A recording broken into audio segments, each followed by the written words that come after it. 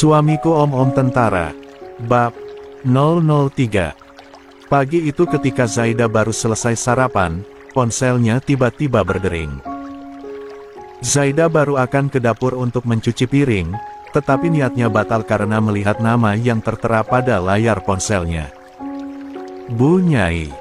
Gumam Zaida. Lah penasaran ada apa Bu Nyai menghubunginya pagi-pagi seperti ini. Zaida segera mengangkat panggilan tersebut. Assalamualaikum, Bu Nyai. Sapa Zaida pelan. Waalaikumsalam, Zaida, kamu sekarang sibuk atau enggak, nak? Tolong segera ke rumah sakit. Amel kondisinya menurun. Dia nggak mau makan sama sekali dan terus nyariin kamu. Zaida kaget mendengar kabar itu. Astagfirullah, kondisi Amel memburuk, Bu. Iya, kami semua khawatir sama Amel. Dia terus manggil-manggil nama kamu, Zaida. Tolong ya nak, kalau nggak ada kesibukan yang mendesak, segera ke rumah sakit. Kasihan Amel, nak. Zaida nggak sibuk, Bu. Zaida akan segera ke sana. Bu Nyai bernapas lega. Alhamdulillah. Kami tunggu ya, nak. Setelah berbincang dengan Bu Nyai, Zaida segera bergegas untuk bersiap-siap, lalu memesan taksi dan pergi ke rumah sakit. Zaida berangkat secepat yang ia bisa.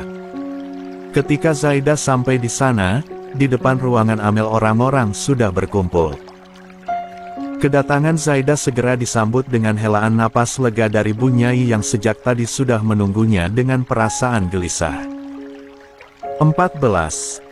Zaida, nak, ya Allah, alhamdulillah akhirnya kamu datang juga. Zaida mendekat dan mencium tangan Bu Nyai. Keadaan Amel bagaimana, Bu Nyai? Bu Nyai kelihatan sedih. Kondisi Amel makin drop, Zaida, kami semua khawatir. Zaida juga khawatir, lah benar-benar panik mendengar kabar bahwa kondisi Amel seperti itu. Ia berharap Amel membaik, tetapi kenyataan malah sebaliknya. Selain Bu Nyai, di sana juga ada Pak Kiai, pamannya Amel, dan seorang lelaki yang Zaida kenali sebagai pria yang tak sengaja bertabrakan dengannya malam itu.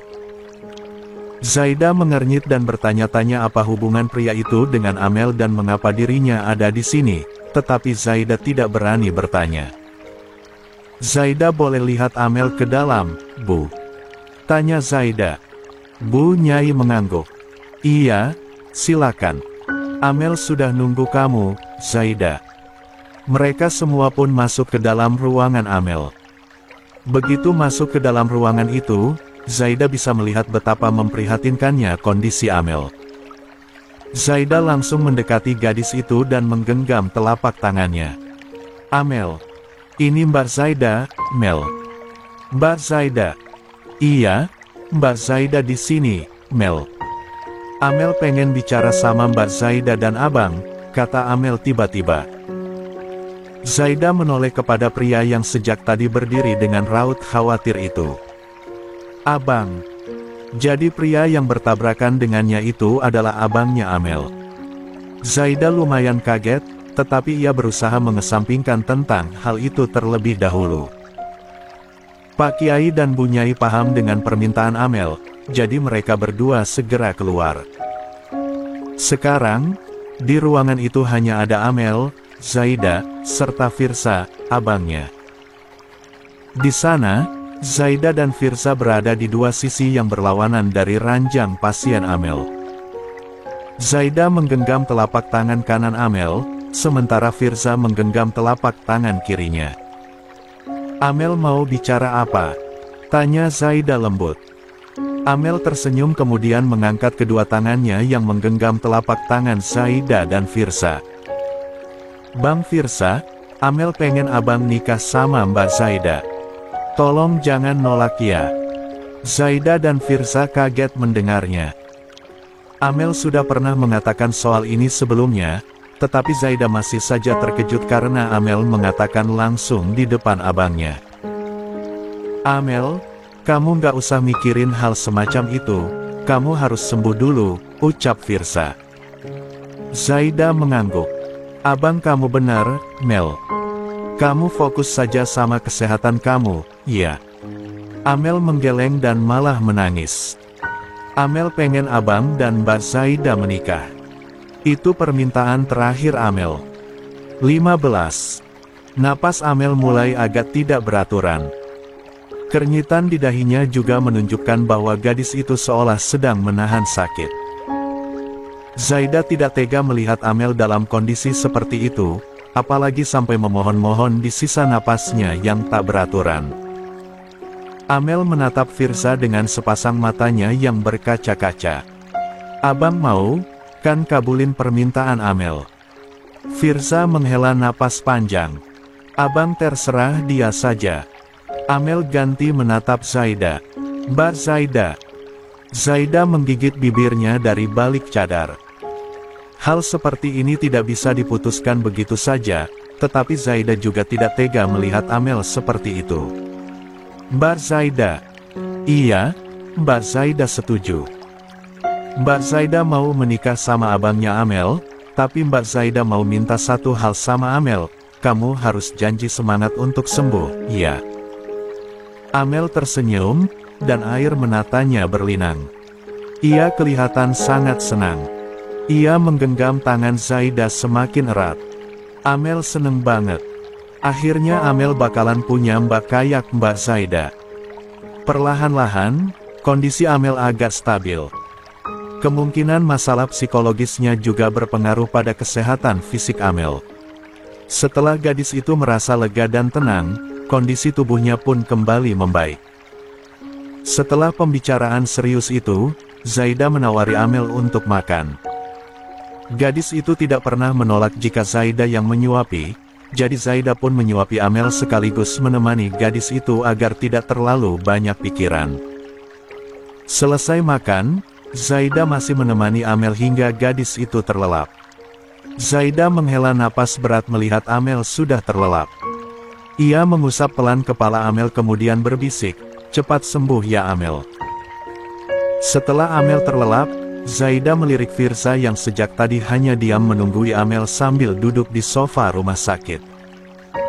Zaida tiba-tiba merasa canggung dan tidak enak juga hanya berduaan dengan pria itu di dalam ruangan rumah sakit. Meskipun sebenarnya ada Amel, tetap saja Amel sedang tidur, jadi tetap saja secara tidak langsung ia hanya berdua saja dengan Firza. Mem, permisi, saya mau keluar dulu, ucap Zaida pelan. Firza langsung berdiri. Tunggu dulu. Zaida menoleh. Iya. Yang tadi itu apa kamu benar-benar serius? Zaida menunduk. Saya. Ia sungguh bingung harus mengatakan apa. Saya mohon. Tolong kabulkan keinginan adik saya. Seumur hidup, Amel nggak pernah minta apa-apa ke saya. Ini adalah pertama kalinya Amel menginginkan sesuatu, dan saya ingin mengabulkannya. Zaida semakin tertekan mendengar perkataan Firza. Tentu ia paham jika Firza merasa tidak mau mengecewakan adiknya, tetapi pernikahan itu sangat serius. Zaida merasa tidak bisa memutuskannya begitu saja. Saya mau istikharah dulu ya. Saya juga mau tanya orang tua saya dulu. Ini hal serius, nggak bisa diputuskan dalam sekali waktu. 16. Firza mengangguk. Baiklah, saya paham. Kalau begitu, saya permisi dulu. Saat Zaida keluar, ia langsung dihampiri oleh Bu Nyai. Bagaimana Zaida Amel nggak apa-apa? Zaida mengangguk. Amel sudah makan dan tidur, Bu Nyai. Sekarang sudah ditungguin sama abangnya. Bu Nyai bernapas lega. Terus, tadi Amel ngobrol apa kok minta sama kamu dan Firza aja? Amel ingin Zaida menikah sama abangnya, Bu. Bu Nyai menghela napas panjang mendengarnya. Ya Allah, Zaida, tolong permintaan Amel jangan dijadikan beban ya. Kalau memang kamu sudah punya calon suami, kami. Zaida buru-buru menggeleng. Saya single kok, Bu. Belum punya calon. Tapi soal menikah itu nggak bisa asal diminta gitu aja. Makanya, kamu nggak perlu terlalu memikirkan permintaan Amel. Zaida tersenyum di balik cadarnya. Zaida menghargai permintaan Amel, Bu. Untuk saat ini, Zaida mau salat istikharah dulu sambil ngomong ke orang tua. Bu Nyai mengangguk. Iya, Zaida, apapun keputusan kamu, kami terima kok. Jadi, kamu jangan terlalu memikirkannya berat-berat. Tak lama setelah berbincang dengan Bu Nyai, Zaida mendapatkan panggilan dari rumah. Uminya menanyakan posisi Zaida. Di situ, Zaida menjelaskan kalau ia masih menjenguk santriwatinya di rumah sakit. Uminya meminta Zaida segera pulang kalau sudah selesai sebab kondisi abahnya juga baru pulang dari rumah sakit. Setelah berbicara dengan uminya, Zaida meminta izin kepada Bu Nyai untuk pulang duluan. Ia juga menjelaskan kalau abahnya baru saja pulang dari rumah sakit kemarin, jadi masih butuh pengawasan ekstra. Zaida harus bantu-bantu di rumah. Bu Nyai mengiyakan. Sebelum pulang, Zaida titip salam kepada Amel karena tidak sempat pamit karena gadis itu masih tidur. Sepulangnya Zaida ke rumah, wajahnya benar-benar penuh akan kebingungan. Di sana, uminya menyambut kedatangan Zaida dengan ekspresi heran. Zaida, kamu kenapa? Abis jenguk santrimu kok kayak bingung gitu? Tanya Umi penasaran. Zaida duduk berhadapan dengan uminya di ruang tamu. Bagaimanapun, masalah ini harus dibicarakan dengan orang tuanya. Umi, santriwati Zaida, yang namanya Amel itu lagi sakit keras. Leukemia. Dia merasa usianya sudah nggak lama lagi, jadi Amel minta sesuatu sama Zaida. Umi mendengarkan dengan seksama. Lalu, dia minta apa sama kamu, Zaida? Amel minta Zaida menikah sama abangnya, Mi. Umi agak terkejut, tetapi ia berusaha tetap kalem. Kamu kenal sama laki-laki itu, Zaida? Zaida menggeleng. Zaida nggak kenal, Mi. Zaida baru melihatnya tadi pas di rumah sakit. 17. Umi menghela napas panjang. Umi pasrahkan sama kamu saja Rum keputusannya. Terakhir kali kami memutuskan sesuatu tentang jodohmu, semuanya malah berantakan. Umi jangan ngomong gitu dong. Umi tersenyum. Umi serius, Nak. Apapun pilihan kamu, Umi dan Abah pasti akan mendukung asalkan itu baik untuk kamu. Zaida mengangguk. Makasih ya, Umi. Iya, Nak. Malamnya, Zaidan salat istikharah. Ia memohon petunjuk kepada Allah mengenai permintaan Amel.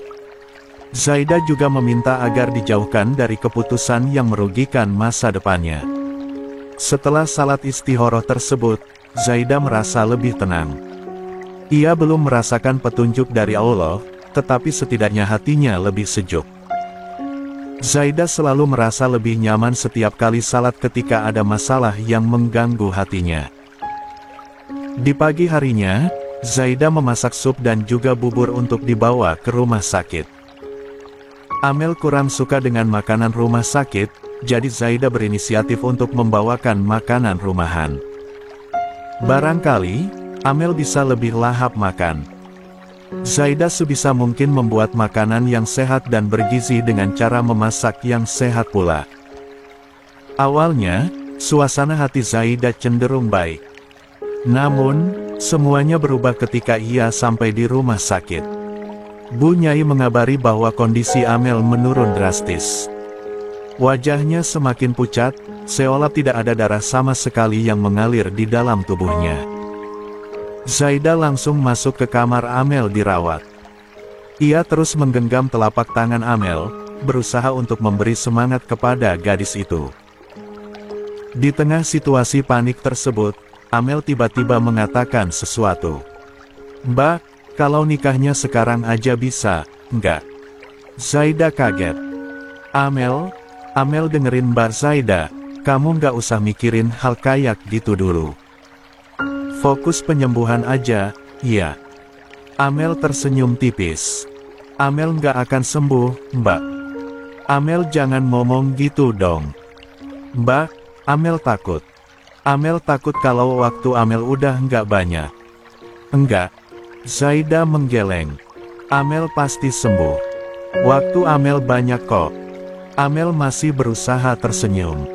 Amel cuma pengen lihat abang menikah sama Mbak Zaida. Amel nggak tenang kalau belum melihat kalian berdua menikah. Amel, Zaida mulai terisak. Sungguh, sakit sekali rasanya melihat Amel yang sudah ia anggap sebagai adik sendiri menjadi amat lemah seperti ini. Mau ya, Mbak? Nanti kalau Mbak dan abang udah nikah, Amel titip Bang Firsa, ya. Zaida tidak bisa lagi menahan isakannya. Sekarang, ia sudah benar-benar menangis. Ucapan Amel bagaikan salam perpisahan untuk Zaida, dan jelas Zaida tidak mau mendengarnya. 18. Amel nggak boleh bicara gitu. Amel pasti sembuh kok. Amel tahu kondisi Amel sendiri, Mbak. Jadi, Amel berharap Mbak Zaida benar-benar mau mendengarkan permintaan Amel. Zaida tidak tahan lagi. Ia pun akhirnya berkata, iya. Mbak mau jadi mbaknya Amel, Mbak mau menikah dengan abangnya Amel kapanpun Amel mau kami menikah. Firsa, Bu Nyai, dan Pak Kiai kaget mendengar jawaban tiba-tiba dari Zaida. Ini baru sehari sejak Zaida mengatakan bahwa ia hendak salat istihoroh dulu sekaligus membicarakannya dengan orang tua. Bu Nyai langsung mendekati Zaida dan menepuk pundaknya pelan. Zaida, memangnya kamu sudah yakin? Bagaimana dengan orang tua kamu? Zaida menggigit bibirnya. Zaida. Insya Allah Zaida yakin Bu Nyai, jawabnya pelan. Sebenarnya, jauh di dalam lubuk hatinya yang terdalam Zaida tidak yakin.